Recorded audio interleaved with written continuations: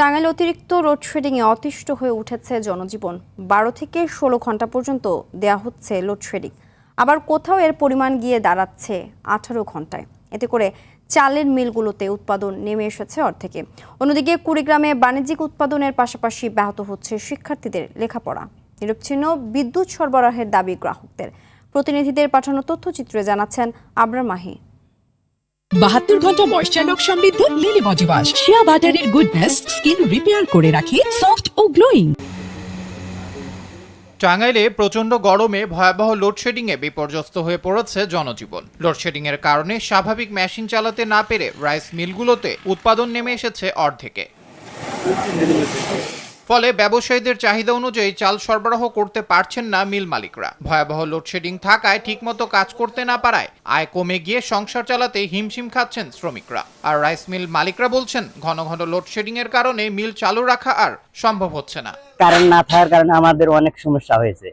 এই সমস্যার কারণে আমরা কাজ কাম করতে পারতেছি না। সামনে আমাদের পরিবারদেরকে নিয়ে ঈদ কেমনে করবো? আমরা সারাদিনে 1 ঘন্টা কারেন্ট থাকে, আবার 2-3 ঘন্টা নাই। জ্বালানি সংকটের কারণে সরকার যেভাবে আমাদেরকে বিদ্যুৎ সাপ্লাই দিচ্ছে, সেভাবে আমরা 4 ভাগের 1 ভাগও আমরা প্রোডাকশন করতে পারতেছি না। অনেক টাকা প্রতিদিন লোকসান গুনতে হচ্ছে। তবে চাহিদার তুলনায় সরবরাহ কম থাকায় লোডশেডিং দেওয়া হচ্ছে বলে জানিয়েছে বিদ্যুৎ বিভাগ।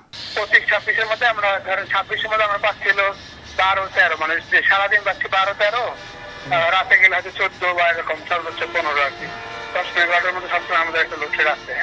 অন্যদিকে দিনের বেশিরভাগ সময় বিদ্যুৎবিহীন থাকে কুড়িগ্রামও। শহরে কিছুটা সময় বিদ্যুৎ মিললেও গ্রামের অবস্থা একেবারেই নাজুক।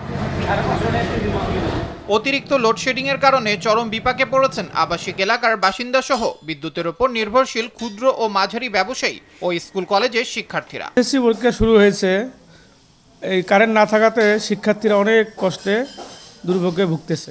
একবার যদি কারেন্ট যায় 4-5 ঘন্টা খবর থাকে না। কুড়িগ্রাম লালমনিরহাট পল্লী বিদ্যুৎ বিভাগ জানায়, চাহিদার তুলনায় গড়ে 38 থেকে 40 ভাগ বিদ্যুৎ সরবরাহ কম পাওয়ায় 37 ভাগ লোডশেডিং দেয়া হচ্ছে। এ অবস্থার উত্তরণ কবে ঘটবে জানা নেই তাদের। আবরার মাহি, RTV।